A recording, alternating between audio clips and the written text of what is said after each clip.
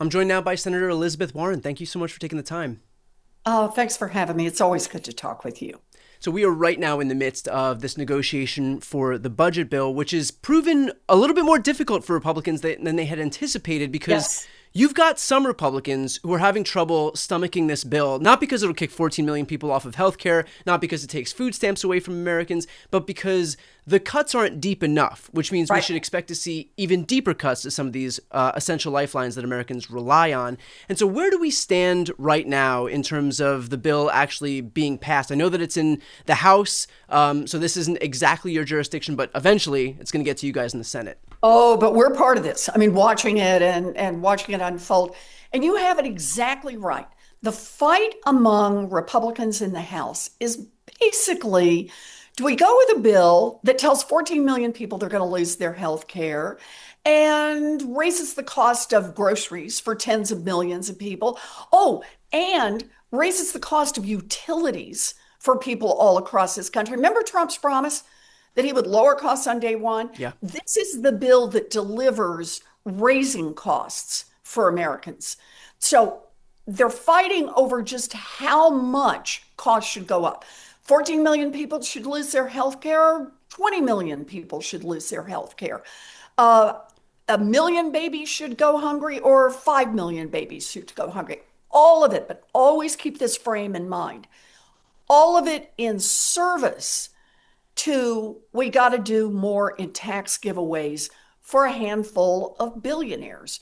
So I think of this right now as they're fighting over how many children should go hungry so that Mark Zuckerberg can buy another Hawaiian island. Right. Can you talk about what this would actually mean in terms of taxes? Because Republicans, of course, are trying to frame this as if we don't do this, this eliminates the biggest tax cut in American history. And so, what does this look like in effect, both with the highest earners, but then middle income earners and the lowest income earners?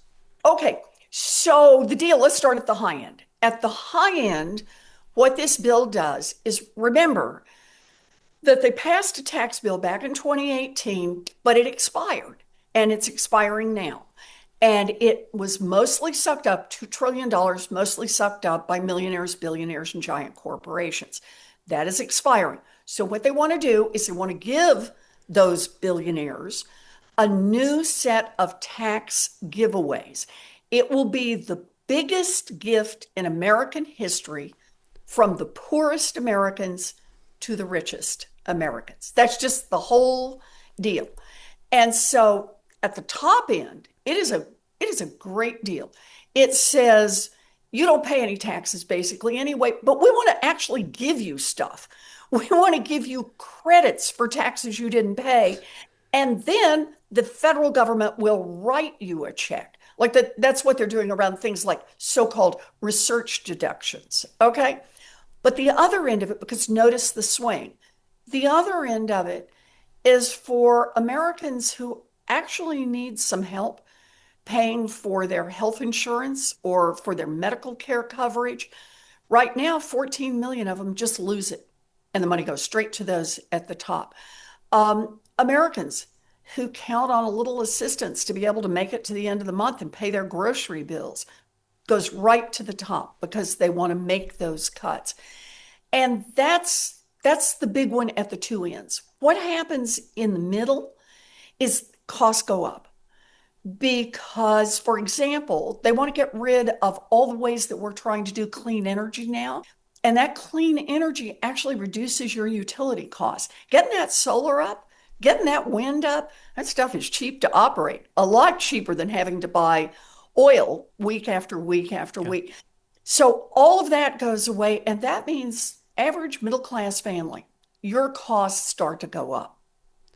And I'm not sure if it was like the Penn Wharton analysis or the CBO or the one of these committees that scored this tax bill, but it said something like $389,000 tax reduction for the top 1%, and then we have for middle earners that we would actually see a tax increase of about $700, and for the lowest earners a tax increase of $1,000. So these are really, I mean, you're borrowing from the poor to be able to pay the rich in this country, which I guess lends itself to this next question, and that is that when it comes to these tax cuts, they're always structured this way. Like, we don't have tax cuts we don't have the elusive middle class tax cut or the working class tax cut that's so often promised. It always ends up being a tax cut that's going to help the wealthy, and so there is this sense of, okay, well, this is the best we've got, and so even with the 2017 tax cut, if there was some tangential benefit, if the lowest earners in this country, if the working poor in this country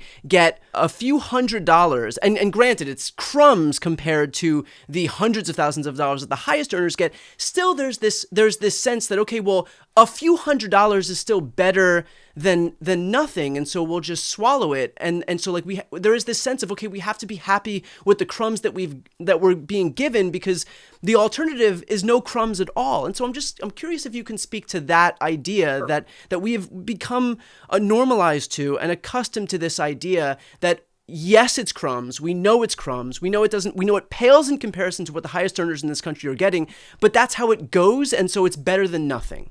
Right. So let me give two answers. First answer is, this one isn't even crumbs. This right. This is taking away. Correct. We are actually the Republicans are going to pick your pocket. You're actually going to end up poorer with this bill. So the crumbs analogy no longer holds here. But let's do the second part. And that is, this ain't over. People have power. And when we talk about the fight right now in the House, listen, part of it is the Republicans are even more extreme, saying more babies need to lose health care, more people need to go hungry. But there's a bunch of other Republicans saying, wait just a minute, we're all going to be up for re-election in 2026. And starting to do a little of the, maybe we should have cold feet about this. So this is the moment for people to pick up the phone, to get on email, to text their representatives in the House. And this is true whether your reps are Democrats or Republicans. Call them, text them, email them. And if you've already done that once, do it again. Do it again and do it again. Because it is in play right now. So nobody has to accept this is how it always is. The ball is in the air, right? And where this is going to come down is literally in the fight in Washington, D.C., on Capitol Hill, as you and I speak. This is the moment to get involved in that fight. How does this get resolved as far as the Republicans are concerned? Because already you have deep cuts, and you've got one faction who says, okay, we can't completely explode the deficit beyond repair, and so we have to have deeper cuts here to try and offset some of these tax cuts that, God forbid, we take out. Like they all agree that we need tax cuts for the ultra wealthy, and so it's a matter of passing the bill as it stands right now, or trying to salvage some part of the deficit, but that means deeper cuts on the other side to offset those tax cuts, which means deeper cuts to healthcare, deeper cuts to food stamps. And so you have these competing factions here in the Republican Party, where you have the quasi deficit hawks, who at least are pretending that they care about the deficit, but then you have but that's going to open up the other problem, which is, okay, now you've got to contend with the people who have to go back to their districts and say, it's not just 20% of Medicaid recipients that are going to get screwed over. Now it's going to be 25%. Now it's going to be 30%. Now it's going to be 40%. Brian, you just keep wanting to bring reality into this conversation. Right. My mistake. It just shows the kind of guy you are. But that's part of the problem. Part of what's happening here is, can they bend Americans' perception of reality? Right? This is what the president did. President went over there yesterday and said, we're going to make all these cuts, and don't worry about it. We're not even going to touch healthcare.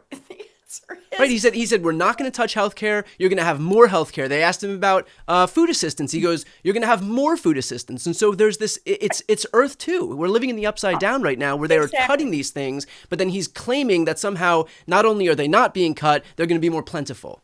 right. So the number one thing to do is keep talking about reality and holding them to reality. The second thing is they really want to turn away from who's going to get hurt. So I think of this. I was thinking today about, you remember the Roadrunner cartoons? Remember the bomb Yeah. that you would buy, right, from Acme, Yep. right? That what they want to do is they want to do a bomb with a really long fuse.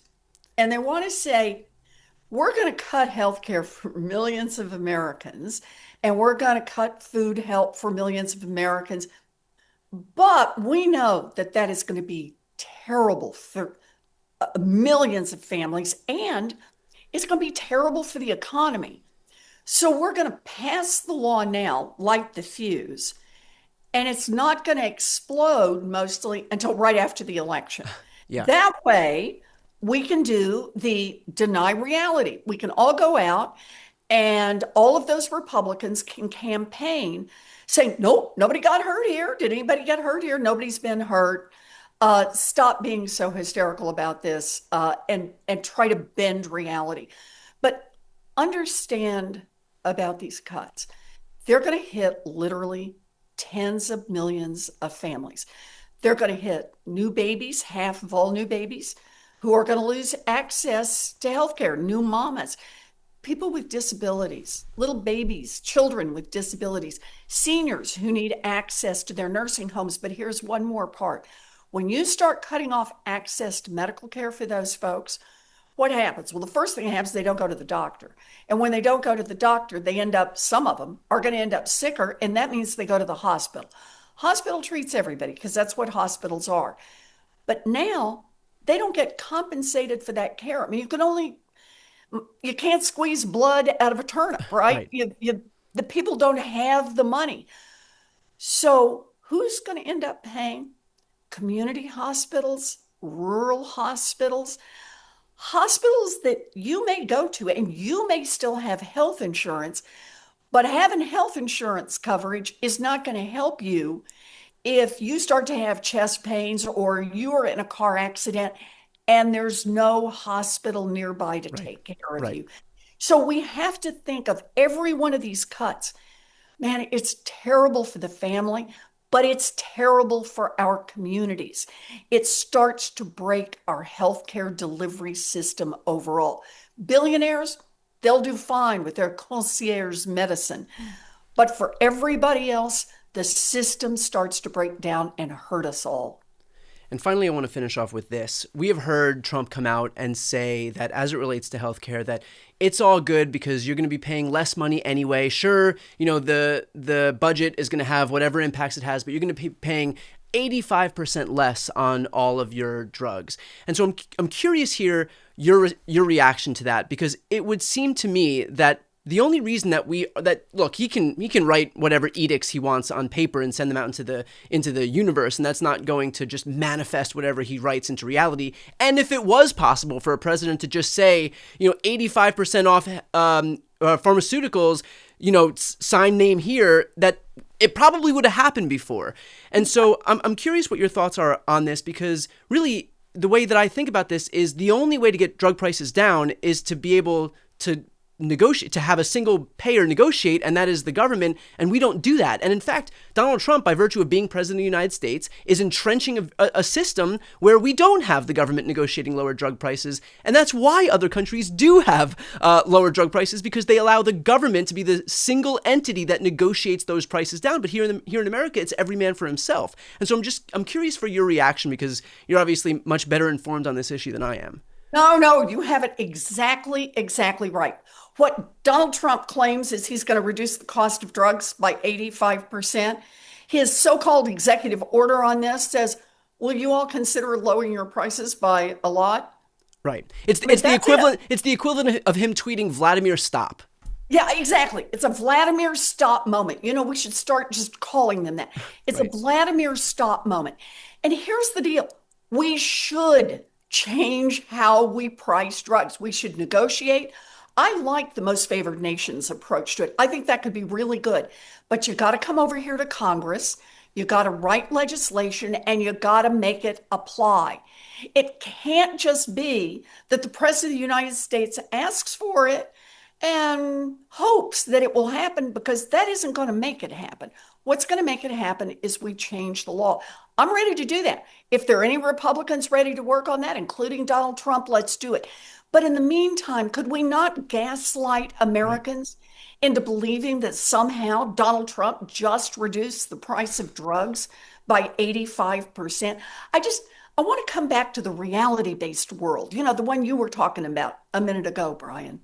Yeah, well, it's slim pickings there. Not a lot. They're not very populated these days. Senator Yeah, Warren, as always, I appreciate your time today and thank you for the work you're doing. you bet. And thank you. Get the word out. Tell people to call.